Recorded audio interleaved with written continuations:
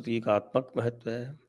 बरेलवियों का इतिहास आपको मैं कई बार बता चुका हूँ, आपको संक्षेप में एक बार पुनः दोहरा देता हूँ कि यह जो बरेलवी मसलक है वो क्या है।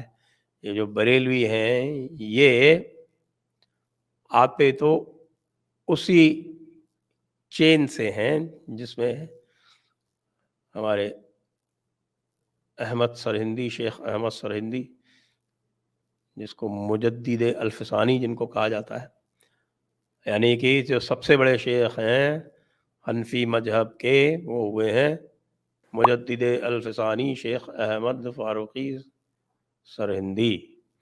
और इनके चेन में जो फिर बाद में आते हैं शाह वलीउल्लाह वगैरह, शाह वलीउल्लाह, औरंगज़ेब भी इन्हीं की चेन में आता है, इनका ही मुरीद है वो।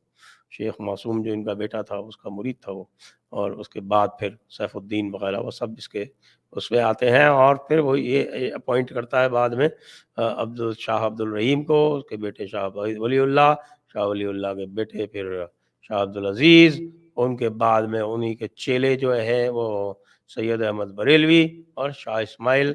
और उसके बाद में इनके दो खंड होते हैं। शाह इस्माइल की किताब आती है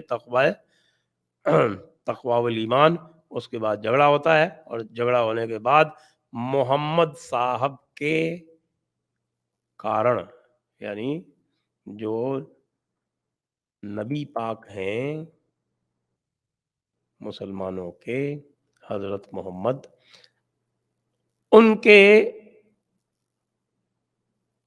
जिसको हम कह सकते हैं कि उनके महत्व के बारे में इनमें आपस में डिफरेंस हुए, क्योंकि शाह इस्माइल ने कहा कि वो केवल इंसान कामिल है, यानी देवबंदियों के हिसाब से वो एक इंसान है, एक परफेक्ट इंसान कह सकते हैं, इंसान कामिल है।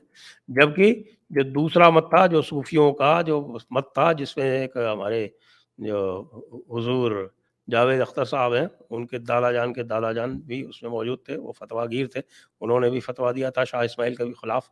और करीब 13-14 जो मौलाना थे, बड़े मौलाना दिल्ली के, उन्होंने उसको फतवा दिया और फतवा करके कहा कि नहीं साहब, हज़रत मोहम्मद जो हैं वो इंसान कामिल नहीं है, वो नूरुल्लाह है, अल्लाह का नूर है उनमें, वो नूरुल्लाह हैं, और वो इल्म गायब रखते हैं, और वो हाजिर नाजिर हैं, मतलब सर्वव्यापी हैं। ये सारी की सारी चीज़ें जो हैं, जो परंपरागत इस्लाम है और जो अरब का इस्लाम है, उसमें इस चीज़ों को कुफ्र माना जाता है, शिरक माना जाता है। तो यहाँ से इनका डिफरेंस आरंभ हुआ। फिर जो सूफ़ी थे सारे के सारे, वो बरेलवी के अंडर में, यानी कि अहमद रज़ा बरेलवी के अंडर में उन्होंने एक फेडरेशन बना ली, उसको बरेलवी मसलक कहा गया।